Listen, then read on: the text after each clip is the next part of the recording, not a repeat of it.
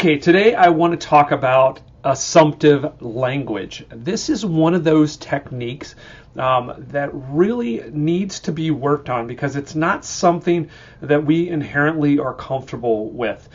Just in our language and our approach as salespeople, oftentimes we are just as anxious as the consumer about that interaction. And so as a result, a lot of times our mindset, our positioning, and just simply our language is more pensive, is more sort of hoping that you're going to say yes. And we want to start to sort of winnow that out of our approach. And the best way to do that is, of course, starting with scripts and then practicing those scripts over and over again in front of video like this, in front of a camera, so you can kind of see how you react and how you actually present, the body language that you're using. And even if you're just doing phone sales, body language is equally important. As you might notice, I'm actually standing up. Whenever I do a video, I like to stand up. Sitting in your chair just kind of creates a different level of energy. So super important for you to go through the process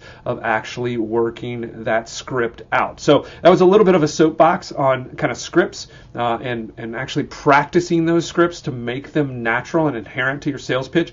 But then I want to go into the assumptive language technique. So essentially what assumptive language is just as the word would sort of suggest, you're assuming the sale. And you want to start to use language that puts you in a position where you're assuming that the person that you're talking to is going to move forward with you. That does a lot of really powerful things for, of course, you, the salesperson, but also for the customer. It gives them a sense of confidence in what you're doing and your expertise and your knowledge, that you have kind of done this, that you've gone through this process before. Again, I spent a lot of time in financial services, and having that level of confidence built against and with your customer is super important. They want to know that you're knowledgeable. They want to know that you've been here before and you've guided people successfully into the right product. They're kind of reaching out to you, inquiring for your consultative approach. So this assumptive technique is super critical, that you have language and that you're using an approach that shows that you've been here before and you've guided people through this process in a successful way. So let's talk about just some examples, because again, the first step is going to be to incorporate this into your scripts, because this is probably not the type of language that you're comfortable using right now. So just again, a couple of examples. Things like, let's move forward, right? Or what's the next step? When should we start? And so again, giving them some sort of starting entry points to say, hey, we're going to move forward. We're going to go through this process. You've probably heard me on some other videos. I love to showcase the process and introduce the process as a sales technique, as part of my script. I want them to know where we're going to go and the steps that we're going to take. And by then introducing some assumptive language, hey, here's the process that we're getting ready to go through, and I'm going to guide you through. We need to do a couple different things in order to make sure, one, you get the product that's best suited for you, and to make sure that we effectively get this product into your hands efficiently and quickly, right? If you're doing a mortgage, we want that mortgage closing process to go through quickly, right? So communicating that process helps them be confident in that. And then introducing the assumptive step, right? This is the process we're going to go through. Now, let's go ahead and take the next step. Let's go ahead and move forward with that process. Any questions about the next step that we're going to take? We need to do this next. Do you have any questions? Again, always using that assumptive. You're not asking them permission. There are times in which we want to actually give control back to the customer. So I talk about that in some other videos. But in this phase, we're actually assuming them forward into the conversation and the transaction. So another thing, again, I love to communicate process. It's a great foreshadowing technique. So another piece that I like to use in my scripts is, that takes care of this. now let's take a look at, right? So again, whether you're doing this in emails, again, keep in mind, you can do this over the phone, and a lot of times we're talking about sales scripting, but you can also do these techniques in email, which I'm a huge proponent of. So conveying, hey, this is the step we just took care of, and here's the thing that we're going to do next. Again, you're assuming them forward. This covers that. Have you also considered this? Great technique, again, with some assumptive language to actually do an upsell or to begin to bundle something together. Again, assuming, hey, we've got that taken care of. You simply sort of do a soft close on that item, and then you introduce them to potentially something that would be bundled with this, or an additional feature that might ought to be included in that transaction. This has been a popular product. So this is an assumptive technique or script technique that's really effective when somebody comes in that has been shopping you, right? And they come in with an idea that, hey, this is the product that I want, or someone has told them, maybe a neighbor, the kind of the know-it-all neighbor that's the closet mortgage expert or loan officer, but isn't, right? And so somebody will come in and say, hey, I want this. And so a great assumptive scripting technique is to simply say, this has been a very popular product.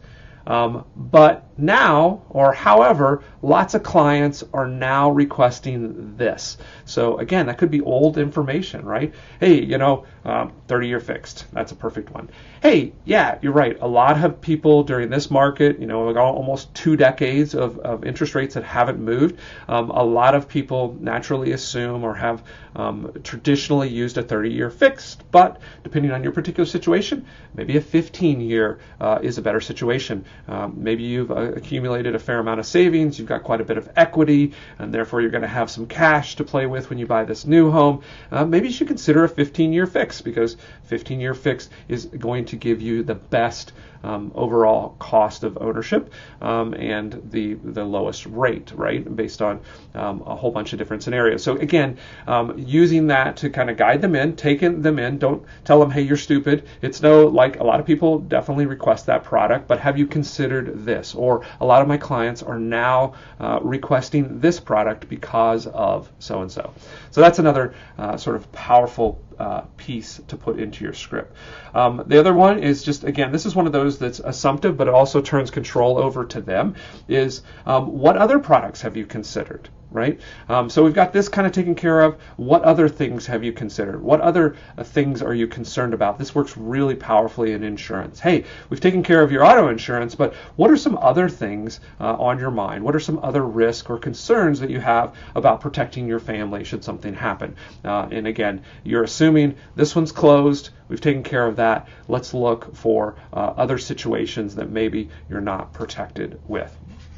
What questions do you have? Again, this is one of those where, hey, we've gotten it buttoned down. We're going to close on this product. Now, are there any questions left, right? Is there anything that we haven't answered so that we can go ahead and go forward? So that, again, this is one of those where you kind of lend control, but at the same time, you're essentially moving them forward, right? You're buttoning that product down, making sure you don't have any last questions, and then we're going to close this thing up. And then last kind of one that I'll give you as an example, and again, this oftentimes is one that can be used as kind of an opening line, is, hey, glad you contacted me. What sort of motivated you to call? Obviously, you have a need. There's some urgency to that. You can even say things like that to actually sort of hype the urgency. So they did make an inquiry. There is something that they're questioning, and they had enough sort of energy or concern about getting that product that they actually submitted their information, or they made a phone call, or they subscribed or requested some information from you, or now on their email list. I love to ask the question, what created the urgency for you to contact me today? What has changed in your life, in your situation, that made life insurance, a particular concern right now? So again, you're essentially acknowledging whatever the motivation was, locking that down, saying, saying, yes, I'm confirming that that is a justifiable fear and a reason to have some urgency around this product. Let's talk about that a little bit. So again, another way to kind of use that assumptive, yeah, you're going to buy a product today. Let me understand why that's important to you. And then last but not least, I'd like to kind of wrap this up with just a little kind of buzz phrase that I always like to use, and I'm sure I got it from someone. I can't remember exactly where I read this, but he who speaks first loses. Make sure that you're turning all of this assumptive language as much as possible into questions, open-ended questions where you can assume that we're moving forward, but you're asking some open-ended questions to get them to move themselves forward. And then you sit back and listen, because as I always tell my sales folks, the person that you're talking to, if you give them the open-ended question and you allow them to talk, they will tell you exactly what's required to close the deal with them. So hope that's been enjoyable and interesting for you. Use some of those assumptive language and tricks in your scripting. Go ahead and write them into your script and begin to work to make them as natural as possible. Hope that you subscribe to our channel, and we'll see you next time.